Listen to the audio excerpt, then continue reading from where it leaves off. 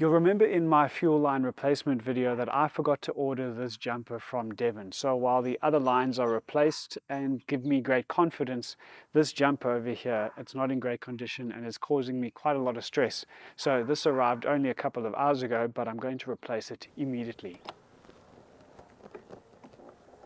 So it's effectively just two connectors, and one is over here on the fuel rail and the other is underneath here by the damper. It's a bit of a funny spot to get to, but what I'm thinking is we can undo this large lock nut thing over here and possibly just slide it out or rotate a little bit so it will give us a little bit of easier access. Okay, so it is a 19 on these connections, and I have left the car to sit for quite a while, so I'm sure that the pressure that was here in the rail has now dissipated, but let's see what happens here. A little bit of fuel, not too much. Oh, that's quite a lot.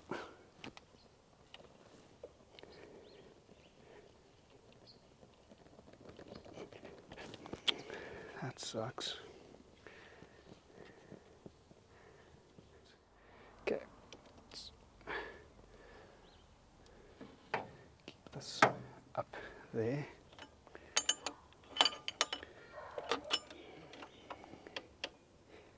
Okay, what's preventing this from coming out? The little rigid thing there. Yo, you want to see how brittle this was? Take a look in there. Okay, so I think that's going to give me the confidence I need to just kind of break it beyond so I can get this out.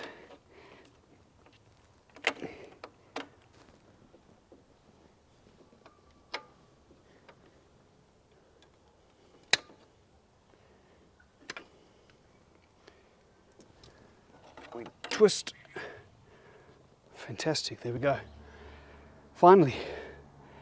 Off camera, I was giving it twists and turns and all sorts of different maneuvers to try and get it out, but eventually just had to cut it.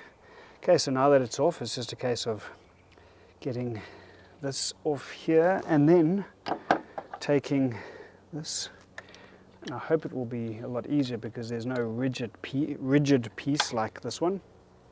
And then it's just a case of getting it around, up, round, and over. Yep.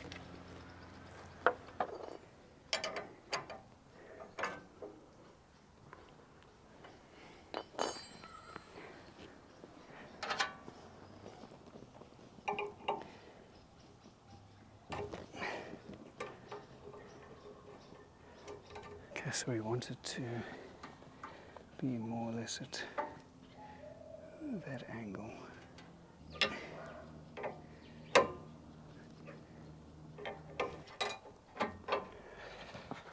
Sometimes you just have to be inventive, especially when I need to be someplace at 6 a.m. tomorrow, and this is my daily driver, and I'm losing light really, really quickly. Okay, let's see if this goes on a little easier than the struggle that we had trying to get it off. Okay, there. If we do it like this, you'll see that there's no clearance here, so this has to twist a little bit and try and get in there.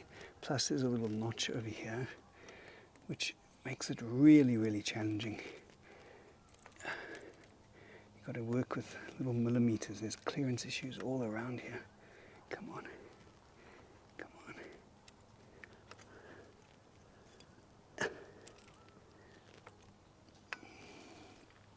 Oh, there we go.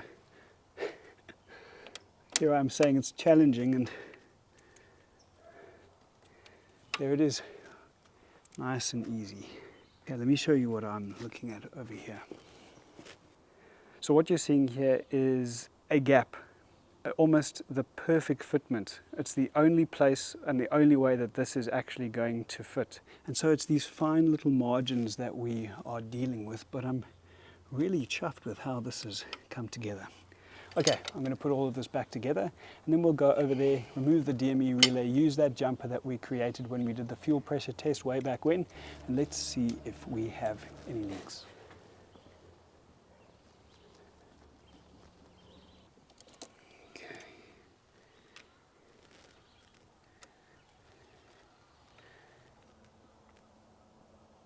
actually keep it in the car with me.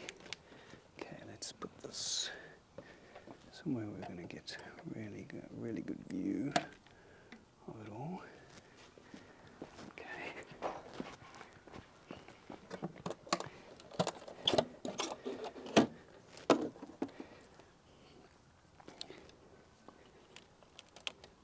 It's always a moment of hesitation when you're removing this thing, because for some people it can be so temperamental. So it's 87B and 30, if I remember correctly.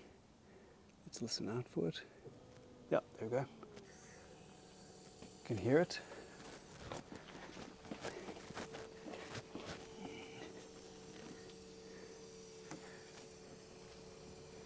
Nothing there. Of course, we must remember that it goes through heat cycles. So it's one thing to check it now, but it's also another thing to check it after a little bit of a ride. All right, dry as a bone. Excellent. I'm really pleased how this has worked out, and Devon, of course, is an expert, so I have utmost confidence in these lines. It's just whether or not I've tightened them sufficiently. I'll let you know how that goes. You know, you'll see a bronze goldy sports car on the news up in flames if it hasn't worked out, but I'm pretty confident. So that brings us to the end of this video, and I'll see you in the next one.